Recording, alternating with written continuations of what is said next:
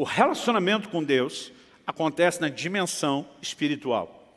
Em 1 Coríntios 6, Paulo diz, aquele que se une ao Senhor é um só espírito com Ele. Então, o lugar onde eu e você precisamos entender que Deus vai trazer direcionamento é no nosso espírito. Ele é a lâmpada do Senhor. Em Romanos, no capítulo 8, no versículo 14, a Bíblia diz que todos os que são guiados pelo Espírito de Deus são filhos de Deus. Mas a pergunta é, como o Espírito Santo guia os seus filhos? Eu me lembro, aos 15 anos de idade, tinha recém sido cheio do Espírito Santo, e eu ouvi alguém dizer, se você quer ser uma águia, ande com as águias. Se quer ser uma galinha, fique com elas. Né? Você vai aprender comportamentos distintos com gente distinta. E eu decidi colar naqueles que eu entendia, reconhecia como ser as águias. Quem são os que estão voando alto? O que eu posso aprender? E lembro de ter me aproximado de um pastor que se movia nos dons do Espírito Santo de uma forma impressionante. Eu nunca tinha visto aquilo naquela dimensão, com aquela frequência antes. E uma das áreas onde Deus usava muito aquele camarada era nesse aspecto do fluir profético. Era impressionante, tanto palavras proféticas, línguas com interpretação, palavra de conhecimento. Né? Eu via ele falar coisas assim da vida das pessoas impressionantes. Aliás, foi uma das primeiras palavras proféticas que eu recebi na minha vida. Né? Pisei num culto, numa igreja onde eu não conhecia ninguém, e esse camarada veio até onde eu estava e falou, olha, eu tenho uma palavra de Deus para você. Com a cabeça do lugar onde eu fui treinado, imaginei, acho que ele vai me ler um versículo da Bíblia. E quando eu falei, vai em frente, esse camarada me lascou-lhe uma palavra profética que eu nunca tinha visto nada semelhante. Ele falou dos segredos do meu coração, de dilemas que eu estava vivendo, de coisas que estavam acontecendo na minha casa, com meu pai. Né? Eu sabia não só que era impossível ele saber daquelas coisas, como tinha aquele testemunho, Deus está falando comigo. Isso mudou minha vida, gente. Porque até então eu imaginava o relacionamento com Deus, né, ou de Deus conosco, meio que sendo uma coisa no atacado. Deus lidando com todo mundo no geral. Eu nunca tinha percebido a importância de entender um relacionamento pessoal. Até aquele dia onde Deus não apenas está falando dos segredos do meu coração, mas dos planos e do propósito que Ele tinha para a minha vida. E de repente eu comecei a entender uma dinâmica diferente. Falei, peraí, Deus enxerga cada um de nós no meio da multidão como um indivíduo. E a Bíblia é enfática nisso. A Bíblia diz que Ele sabe coisas sobre você que nem você sabe. Por exemplo, quantos fios de cabelo tem na sua cabeça. Está certo, na cabeça de alguns a conta fica mais fácil para ele do que de outras, mas não importa, ele sabe.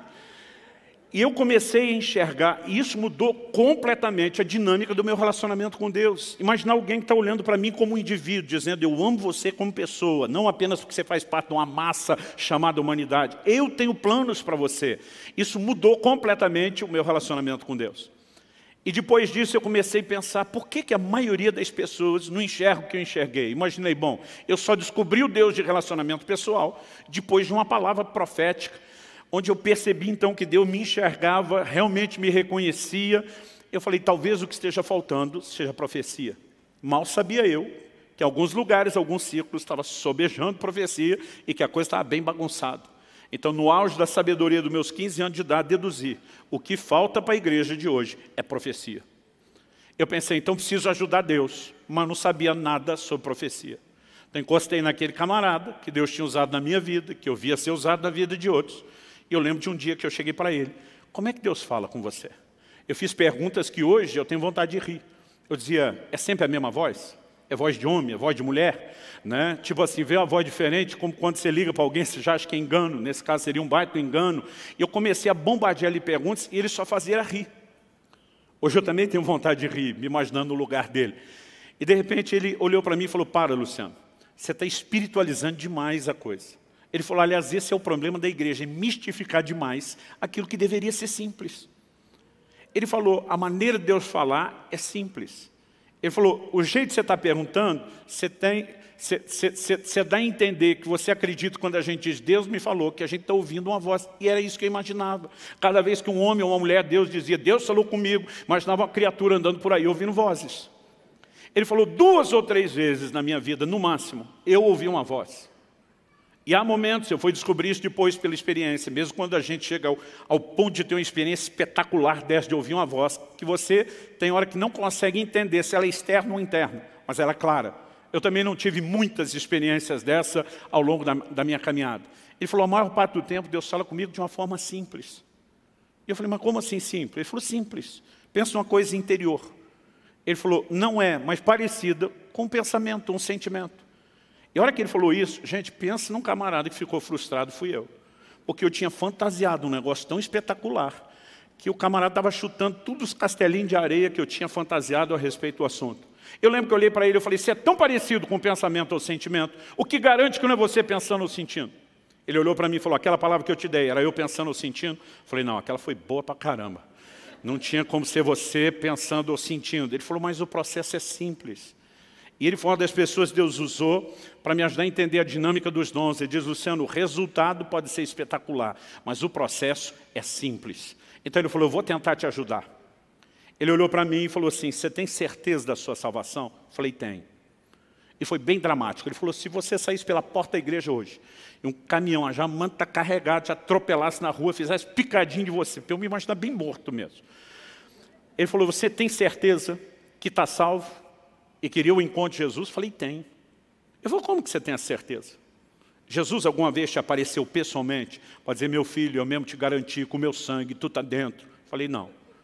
Ele falou, algum anjo te apareceu trazendo uma cópia autenticada do livro da vida, dizendo, o número de protocolo tal, apresenta na entrada que você vai ser colocado para o lado de dentro? Eu falei, também não.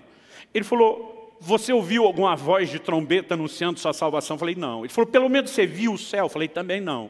Ele falou, você nunca viu Jesus, nem anjo, nem o céu, nunca ouviu nada? Eu falei, não. Ele falou, como é que você sabe que é salvo? E eu respondi com a simplicidade de um garoto. Eu falei, eu sei porque sei porque sei.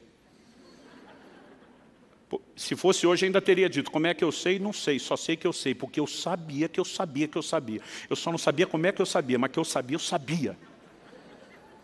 Não sabia de onde vinha tanta sabeção, sabimento. Mas eu sabia muito. Eu falei, eu só sei que eu sei. Ele falou, deixa eu te mostrar o que a Bíblia diz. Ele me apontou para Romanos 8,16, que vem logo depois do 8,14, que fala que os que são guiados pelo Espírito de Deus são filhos de Deus. O 8,16 diz que o Espírito testifica em nosso Espírito. A palavra testificar é sinônimo de testemunhar. A Nova Almeida atualizada traduziu isso, confirma ao nosso Espírito que nós somos filhos de Deus. Como é que o cristão sabe que ele nasceu de novo e que é filho de Deus? Por causa de um testemunho interior do Espírito Santo. Aquilo é uma convicção que a gente tem dentro da gente. Então, mesmo que você não teve uma visão espetacular, que você não ouviu uma voz audível extraordinária, você sabe. Eu falei, faz sentido. E eu aprendi naquele dia que essa era a fonte da minha sapiência. A sapiência eu coloquei agora só para dizer para vocês que eu descobri que não tem sabeção nem sabimento. Mas ele disse, essa convicção que você tem, ela procede do Espírito Santo, por isso que ela é forte. Eu falei, agora faz sentido eu saber tanto. Agora ele falou, pensa comigo, se num dos assuntos tão importantes da vida cristã, que é a certeza de salvação, ele decidiu falar com você por meio de um testemunho interior, e não necessariamente por meio de uma voz audível ou de uma visão espetacular. Ele falou, por que você acha que no resto da vida cristã, ele não possa falar da mesma forma e da mesma maneira? Ele falou, o problema da maioria das pessoas é que elas não entendem a simplicidade do processo e não sabem interagir com o Espírito Santo. Eu me lembro de uma ocasião que eu estava ensinando sobre a simplicidade do testemunho interior. Eu citei semana passada, vou repetir aqui. Tem gente que diz, pastor, Deus não fala comigo, o Espírito Santo nunca falou comigo. E eu digo, todo culto você tem um teste. Quando chega a hora da oferta, duas vozes falam dentro de você. Uma diz, dá nada não. Ou dá essa menorzinha aí. Falei, outra coisa dentro de você, te sugere o quê? Tá assim, pula para aquela outra maiorzinha. E eu lembro que eu falei para essa pessoa, e não quero parecer que há descaso com o problema. Quem tem é sério, precisa de atenção e cuidado. Mas eu olhei para aquele camarada e falei, a menos você esteja sofrendo no mais alto nível de esquizofrenia e dupla personalidade.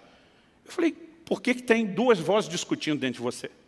Eu falei, vamos por eliminatória. A sua nós já sabemos quem é, seu avarento. É a que não quer dar. Eu falei, de quem você acha que é outra sugestão para que você oferte? Aí ele olha para mim com a cara de quem quer desconversar e diz, será que é o diabo? Eu falei, só se ele converteu. Irmão, o tempo todo nós vamos ter experiências assim. Você tratou o cônjuge, os filhos ou os pais de uma forma que não deveria, daqui a pouco algo dentro de você está te dizendo, você não agiu como deveria. Não é só a sua consciência. Paulo também fala do testemunho da consciência, mas o Espírito Santo fala conosco. O problema é que muitas vezes, porque você não ouviu uma voz, você não valoriza aquilo como se fosse uma orientação da parte de Deus. Aí eu lembro que um dia eu estou ensinando sobre esse assunto, sobre a simplicidade do testemunho interior, dizendo que muitas vezes eu tenho feito coisas assim, aparentemente absurdas aos olhos dos outros, por causa de uma convicção. As pessoas me perguntaram, passou aquelas 2 vezes que o senhor fez jejum de 40 dias, foi porque um anjo falou com você? Eu falei, não, porque eu tive uma convicção no meu espírito, e eu não preciso de mais nada além dessa convicção, principalmente porque, com o tempo, você vai aprendendo que esse recurso é muito confiável. Mas eu estava ensinando sobre isso em um determinado lugar, numa escola. E eu lembro que entre o intervalo de uma aula e outra, um irmão me procurou e falou, pastor, que Deus fala, eu não posso negar, para mim a Bíblia é clara. Jesus disse, as minhas ovelhas ouvem a minha voz. Então, essa é a questão resolvida, Deus fala. Ele falou, mas eu tenho uma teoria. E eu particularmente gosto de colher as pérolas de sabedoria no meio do povo. Eu falei, me exponha a sua teoria. Ele falou, no reino natural não tem gente surda, que tem uma deficiência, não ouve? Eu falei, sim. Ele falou, acho que espiritualmente eu sou surdo. Então, para ele estava resolvendo assim, não é que Deus não fala, mas eu não ouço nunca e ponto final. Eu estou segurando a vontade de rir, porque era uma coisa que eu nunca tinha ouvido antes. Eu não tinha liberdade com a pessoa, estou fazendo uma cara de paisagem, tentando pensar como eu administro isso. E o Espírito Santo falou comigo. Não por meio de uma visão espetacular, nem de uma voz audível, mas aquilo veio claro no meu espírito. Pergunta para ele, quantas noites já faz que ele vem acordando às 3 da manhã em ponto? E aquilo era tão nítido dentro de mim, que eu sabia que não era meu. Eu falei, desculpa te interromper, mas eu preciso fazer uma pergunta para você antes de nós continuarmos a conversa. Quantas noites já faz? Você vem acordando às 3 da manhã em ponto. Quando eu falei isso, ele arregalou os olhos. Como é que o senhor sabe disso? Eu falei, quantas noites? Ele falou, nem sei te dizer. Já faz muitas noites. Eu falei, o que acontece quando você acorda às 3 da manhã em ponto? Ele falou, pastor, eu sou um cara que não costuma acordar à noite. Eu deito e durmo assim, com força. Mas ele falou assim, eu acordo toda noite, eu olho no relógio, não é 2h59 nem 3h01. A hora que eu acordo, é 3 em ponto instalado. Eu falei, ok, o que você sente? Ele falou, eu sinto a vontade de orar. Eu falei, o que você faz? Ele falou, pastor, isso não é hora de orar, eu viro para o lado e durmo. Eu olhei para ele e falei, criatura, seu problema não é surdez espiritual, é estupidez espiritual. Eu falei, tu não parece nem dos que gostam de orar, acorda toda madrugada, 3 em ponto, com o mesmo desejo, e não entendeu que é Deus te chamando. Aí ele me olha e diz, sabe que o senhor falando assim agora? Irmãos, nós mistificamos o que é a liderança do Espírito Santo. E nós muitas vezes não conseguimos viver nesse lugar por falta de correspondência. Aliás, existe algo a respeito do profético que eu aprendi. Eu entendi isso muito mais dentro da questão da prática do fluir profético e dos dons, mas acredito que a dinâmica para viver a liderança do Espírito Santo é a mesma, até porque eu falei antes, se você não corresponder com Deus, você nunca vai passar para o próximo nível. E algo que eu entendi foi aquela dinâmica que a Bíblia nos mostra a respeito de quando Deus fala com Samuel a primeira vez. O menino está vivendo na casa de Deus, mas a Bíblia diz que naqueles dias as visões eram raras e não muito frequentes. Em outras palavras, o profético estava adormecido, praticamente apagado. E um dia esse menino ouve uma voz. Samuel, ele levanta correndo e vai falar com Eli, o sacerdote, achando que Eli o chamou. Imagino ele aborrecido até ter sido acordado por algo que ele não sabe, diz, não te chamei, piá. Isso na tradução da Bíblia, na linguagem de hoje, versão paranaense, é claro. As outras não está escrito piá, volta a dormir. E o piá vai deitar, e daqui a pouco a voz chama a segunda vez. Ele vem e diz, o Senhor me chamou, não chamei a primeira, não chamei a segunda, volte a deitar. O menino deita, a voz chama de novo, ele vem a terceira vez. E de repente o Eli, com o discernimento já velho, gasto e enferrujado, talvez tenha se recordado de uma época em que a voz de Deus se manifestava naquela casa. E de repente, depois de 3, ele entende e diz, garoto, se a voz falar com você de novo, não vem aqui atrapalhar meu sono. Você vai dizer assim, fala Senhor, porque o teu servo ouve. Agora, gente, vamos pensar, que instrução é essa? Qual inteligência você encontra por trás de uma orientação como essa? Em primeiro lugar, Deus é onisciente. Deus já não sabe que o menino está ouvindo? E se Deus não fosse, o menino está levantando para procurar quem está falando. Por que o menino tem que dizer para Deus?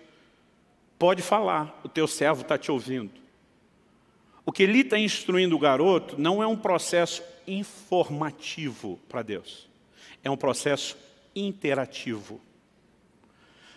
Quando a voz de Deus se manifesta, eu gosto de dizer que para a gente entender isso é parecido com o jogo de dama ou xadrez. Cada vez Deus faz um movimento, enquanto você não fizer o seu, Ele não vai fazer o próximo. E aí você precisamos aprender a ser sensíveis a qualquer impulso do Espírito Santo. Se nós não entendermos isso, acredito que nós vamos perder muito daquilo que Deus tem para as nossas vidas. Há um momento onde nós podemos entrar num lugar de orientações espetaculares, mas acredito que isso não vai vir sem que primeiro a gente aprenda a seguir os pequenos impulsos do Espírito Santo. Quem está entendendo, diga amém. Eu acredito que isso deve ter acontecido em janeiro de 2001. Eu estava no Canadá e eu tive uma experiência que mudou a minha vida. Mas antes do Canadá, vamos voltar 4 meses antes, setembro do ano 2000. Eu me lembro de uma viagem que eu tinha que fazer. E algo que eu pedi a Deus, uma oportunidade que eu queria, entendia que Deus tinha algo, que Ele iria falar comigo a respeito de uma decisão que eu tinha para tomar, era algo, naturalmente falando, impossível. E acordei com a ligação, me escalando para aquela viagem. Mas a pessoa foi muito enfática, disse, tenha certeza que você está com os seus documentos para não ter nenhum problema. Então a primeira coisa que eu fui fazer antes de me arrumar foi achar minha carteira. E eu revirei a casa, literalmente de alto a baixo, era um sobrado, e não achei. Fui buscar ajuda com os profissionais, acordei minha esposa, porque as mulheres têm um dom de fazer as coisas sumidas aparecer. Meu bem, onde é que está a tesoura? Na segunda gaveta da conta, não está lá, ela abre, aparece a tesoura. Aí chamei, falei, meu amor, preciso de ajuda de gente especializada. Eu procurei a carteira na casa inteira, cômodo por cômodo, não achei. Eu não posso fazer a viagem. Eu lembro que ela olhou e disse, conseguiu a viagem. Eu falei, consegui se eu achar a carteira. E eu não estou achando essa carteira. Ela disse, deixa comigo. Mas depois de fazer a varredura de alto a baixo, ela me olha e diz, essa carteira não está aqui. Eu falei, eu tinha essa suspeita. Agora, vindo de uma expert como você, me ajuda a pensar o que pode ter sido feito com ela. Falei, eu lembro que eu fui para o culto, isso era segunda de manhã. Eu lembro que eu fui para o culto, domingo à noite, com essa carteira. Ela falou, então talvez você esqueceu na igreja. Corri para a igreja. Naquela época a gente ainda tinha os zeladores que moravam na igreja, pedi para abrir, fui olhar, próximo das cadeiras onde eu sento, derrubei nada, pensei, eu fui no gabinete atender alguém, olhei nada, aí comecei a pensar onde fomos depois. Bom, jantamos na casa do irmão fulano de tal, fui lá acordar o irmão fulano de tal, falei, cara, eu acho que eu deixei minha carteira aqui ontem, nós demos uma revirada na casa dele, nada da carteira, e aí começou a me dar uma angústia a respeito do assunto da viagem. Eu falei, não é possível que aquilo que eu tinha tanta certeza que Deus ia me dar, me deu, eu vou perder pela falta da carteira. Então, quando eu fui saindo da casa dele, eu comecei a orar e dizer, Deus, me mostra onde está essa carteira, mas me mostra, na minha cabeça, minha fé era assim, só me ajuda a lembrar. Enquanto eu estou orando, me mostra, me mostra, me mostra. Eu assisti como fosse um filme, numa tela de cinema. Eu vi o momento onde eu estava saindo da casa onde eu morava para o culto. A casa era uma casa mais alta que o nível da rua, e a escada que descia para o portão, não o de carro, portão de pedestre, como é que chama isso? Né? Eu lembro que era uma escada assim, torta, bem em S. E eu vi como se tivesse uma filmagem lá de baixo, pegando eu de cima. Né? Tinha chovido muito aquela tarde, tinha uma enxurrada como eu nunca vi igual na frente de casa. E para eu poder chegar no carro, que eu não tinha colocado na garagem, tinha parado na frente, eu ia ter que dar um pulo enorme. Então, eu me vejo no filme calculando o pique que eu tenho que dar naquela escada para conseguir pular a enxurrada toda. Era daquela, se você pisa, não molha só o sapato, era pelo menos metade da perna. E eu estou ali calculando. Era um dia frio, e eu estava usando, por cima da roupa, um sobretudo. Nesse sobretudo tinha um bolso grande do lado. E naquela visão, naquele filme que está passando, eu vi a carteira que eu usava na época, a turma chamava antigamente de capanga. Agora a gente vai saber a idade de quem, dependendo do jeito que a pessoa ri. Tem uns que ri de lembrança, tem outros que ri de que coisa ridícula. Mas era um negócio que a gente botava um talão de cheque. Bom, quem não sabe o que é capanga não deve saber o que é talão de cheque também, né? A gente botava ele inteiro, aberto, sem dobrar. Então era uma carteira enorme. E eu tinha colocado ela no bolso do sobretudo. Mas apesar do bolso ser grande, a carteira era enorme. Ela está assim, quase metade para fora. Eu estou vendo tudo isso na visão. E eu vi que a hora que eu desci correndo e dei o pulo, o movimento que eu fiz com a perna direita bateu do lado de dentro, no sobretudo. Pensa num filme assim que deu zoom na carteira. Né? A câmera deu um zoom e eu vi, naquela hora, pelo lado de fora, a carteira sendo ejetada, projetada para fora. Mas aquilo foi tão nítido, eu simplesmente vi ela sair do bolso, era que começa a cair, sumiu a visão. Eu corri para frente de casa. Falei, deve estar lá ainda. Né? Eu morava assim, literalmente no fim da linha, o meu bairro. Era uma esquina que virava para voltar na outra rua, não tinha mais quase nenhum movimento, a não ser os moradores. Falei, a carteira deve estar ali. E quando eu cheguei, comecei a procurar, nada da carteira ali pela calçada. Pensei, algum vizinho achou, pode jogar no quintal, nada. Olhei caixa do correio, nada. E de repente eu falei, não, eu tenho certeza que eu não inventei aquilo. Falei, Deus, eu quero ver o fim do filme. Eu falei, o filme parou antes de eu ver onde a carteira caiu. Eu quero ver o fim do filme.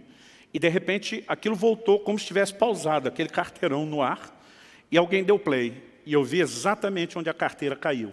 Ela caiu dentro da enxurrada.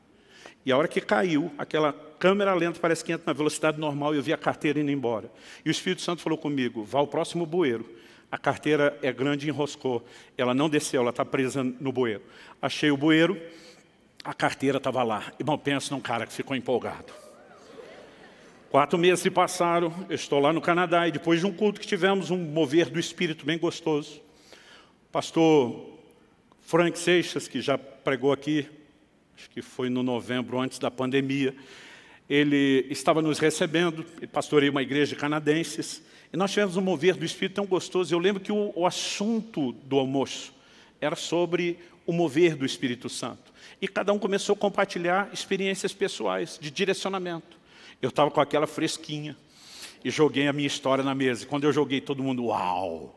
Tipo, essa foi boa pra caramba. E eu estava metido que só, dizendo, foi boa mesmo, uma das melhores da minha vida. E eu lembro que o pastor Kiko, como a gente chama lá, o Frank, ele falou para mim, muito boa. Mas sabe quando o cara fala assim com a cara de, mais? Eu falei, mais do quê?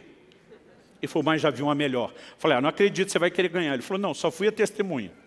A experiência não foi comigo, mas eu estava lá e eu presenciei.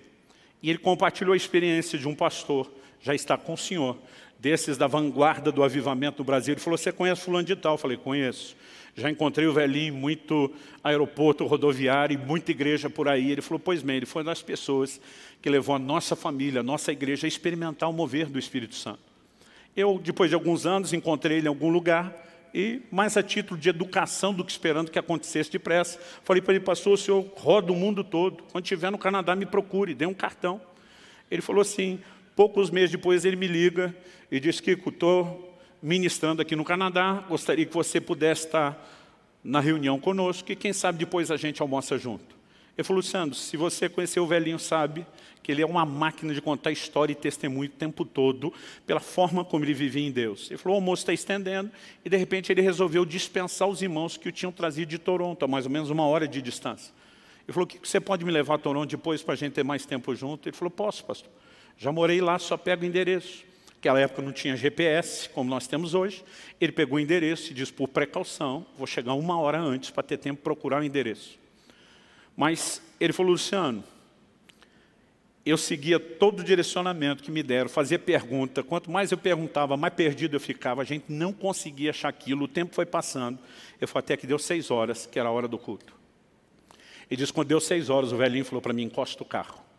Ele falou assim, eu já estava esperando uma bronca no estilo da velha guarda. Aliás, deixa eu aproveitar e dar uma palavra para os crentes mais novos, que são da geração mimimi. Gente, o negócio já foi mais duro do que vocês imaginam. Eu sou de uma época, quando criança, que diácono da igreja dava cascudo na cabeça da gente, as crianças, pegava a gente pela orelha para levar para o pai. Né? E eu não entendo hoje, quando alguém fica sentido, porque acha que alguém não sorriu para ele dentro da igreja. Eu digo, tu tinha que ter conhecido a época dos crentes raiz e não Nutella. Bom, hashtag fica a dica, talvez Deus esteja falando, talvez seja só eu, mas fica a dica. Ele falou, eu estava esperando uma bronca no estilo da velha guarda. Mas o velhinho não falou nada comigo, ele só fez uma oração e disse, Deus, o Senhor me trouxe a esse lugar. O Senhor já me mostrou, inclusive, o que quer fazer naquele culto. O único que não me quer lá é o diabo. Então ele falou, eu não aceito a gente ficar perdido. Ele falou, nós usamos os nossos recursos e o tempo que a gente tinha. Ele falou, nós não temos mais tempo para perguntar e nem para tentar. Ele falou, Espírito Santo, estou recorrendo diretamente ao Senhor. O Senhor conhece a cidade melhor do que o homem que construiu, que planejou. Nos dirige a esse lugar. E meu amigo falou, olha, eu até creio em direcionamento de Deus, mas acho que o velhinho está no nível de desespero, porque ele achou um absurdo aquilo. Mas o velhinho falou para ele, agora segue em frente, vira para cá, vira para lá. Ele falou, Luciano, nem se o caminho tivesse sinalizado. O velhinho mal sabia falar bom dia, boa tarde, boa noite em inglês. Ele falou, ele não saberia chegar. Mas nós dirigimos alguma coisa em 10, 15 minutos, foi rápido. Paramos na frente de um prédio, sem movimento, sem placa, sem nada. Ele disse, pode perguntar que é aqui.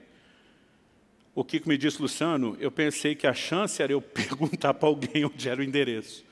Ele falou, mas quando voltei para o carro, voltei com as pernas mole, né, porque nós estávamos em frente à igreja onde ele ia pregar. Depois eu descobri que o movimento era todo pelo fundo, portanto a turma acabou colocando a sinalização no fundo, né? Mas se tivesse um GPS, mandaria exatamente ali na frente. Aliás, foi nesse dia que eu resolvi atribuir a esse nível de direcionamento a palavra GPS. Que é guiado pelo Espírito.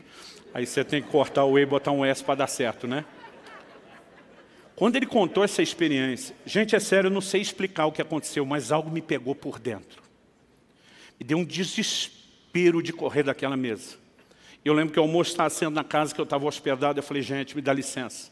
Eu só levantei, eu vazei, eu corri para o quarto. Onde eu estava hospedado, eu fechei aquela porta, eu dobrei meus joelhos, eu comecei a chorar, eu estava debaixo de um toque de Deus inexplicável. Eu comecei a dizer assim, ó, a experiência da carteira foi boa. Foi boa pra caramba, mas essa aí foi bem melhor.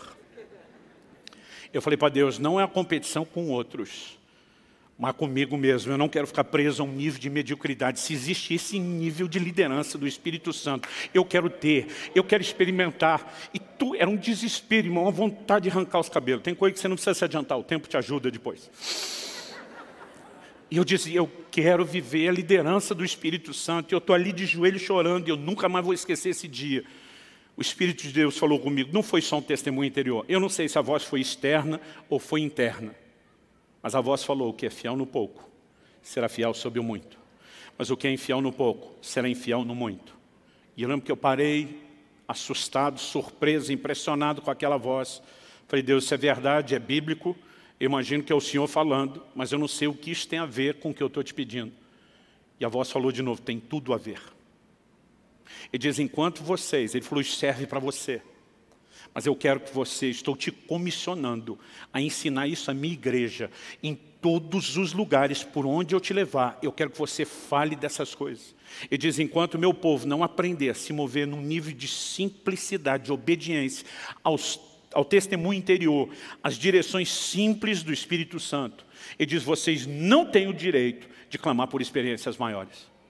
Aquela voz me diz, quem está detendo o grande mover do meu Espírito na terra não é o diabo, é a indiferença de vocês para a liderança do meu Espírito. E aquilo foi um choque que eu não tenho condições de te descrever. Sabe, querido, muitas vezes nós estamos diante de situações que são simples. Eu me lembro da época onde a finada locadora de vídeo, que já não existe mais, eu entrava na locadora, às vezes para não perder tempo, esperava que alguém me desse uma indicação, né, de um filme que valesse a pena ver, que não ia perder meu tempo nem meu dinheiro. Mas mesmo quando às vezes tinha uma indicação de alguém, pegava numa caixinha, às vezes acendia. Eu passei a usar essa expressão por uma ilustração que meu pai dava. Paulo, escrevendo aos Colossenses, diz, seja a paz de Deus o árbitro, o juiz nos nossos corações. Muitas vezes, meu pai dizia, eu tomo decisões por ter ou não ter paz.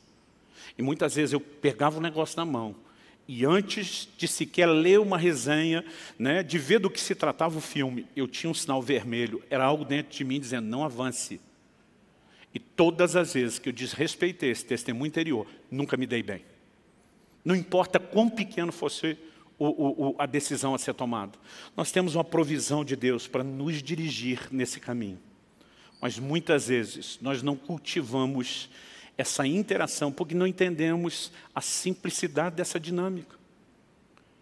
Eu falei semana passada e vou repetir, gente, se o Espírito Santo não está tentando dirigir os crentes, eles devem ser as criaturas mais loucas que existem nessa terra.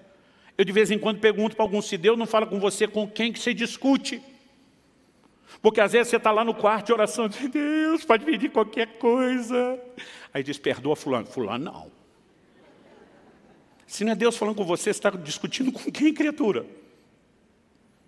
Aí aquilo começa a tentar te dobrar. Lembre dos bons momentos que você tiveram. Não jogue fora a história. Passe por cima dessa picuinha. Daqui a pouco, você, por causa do tempo de oração, está mais quebrantado. Aliás, meus filhos diziam que a melhor hora de pedir algo para papai e mamãe era depois do tempo devocional. Que a gente sempre estava mais quebrantado, mais fácil. Aí você está lá, já meio quebrantado, você diz, posso até perdoar, mas vai ter que vir rastejando. E olhe lá. Mas daqui a pouco, você está numa luta com aquela coisa interior, que nem você sabe explicar. E de repente você vê que você está perdendo a queda de braço. E daqui a pouco você está chorando, tá bom, eu perdoo em nome de Jesus. E algo vem e lava a sua alma. Quem é que fez isso com você? É o Espírito Santo. Agora, se eu e você entendemos o que é esse testemunho interior e aprendemos a ser sensíveis e corresponder, nós vamos viver coisas extraordinárias. Quem está entendendo, diga amém.